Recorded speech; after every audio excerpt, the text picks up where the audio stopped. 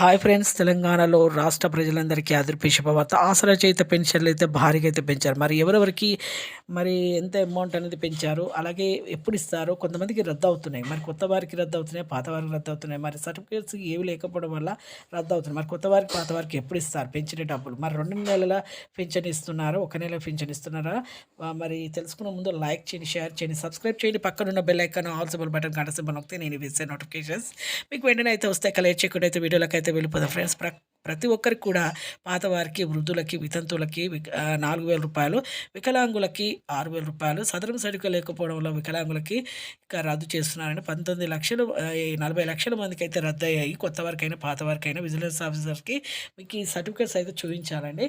సదరం certificate వికలాంగులు, అలాగే వితంతులు కూడా వాళ్ళ భర్త డెత్ సర్టిఫికేట్ అయితే చూపించాలి. ఈ 2 నెలల పింఛన్ అయితే ఇవ్వబోతున్నారండి. ఇక ఫిబ్రవరి, మార్చి, ఏప్రిల్ అయితే ఇవ్వబోతున్నారు. అలాగే ప్రస్తుతం అయితే 1 నెల పింఛన్ అయితే ఇస్తున్నారు. అలాగే కొత్త వారికి, వృద్ధులకి, వితంతువులకి, డయాబెటిస్, హెచ్ఐవి బాధితులకు, డయాబెటిస్, క్యాన్సర్, హార్ట్, కిడ్నీస్ వారికి 4,000, వికలాంగులకి 6,000 రూపాయలు. వీళ్ళు కూడా సర్టిఫికేట్ చూపించండి. ఈ నెల నుంచి వీళ్ళకి కూడా వస్తాయి.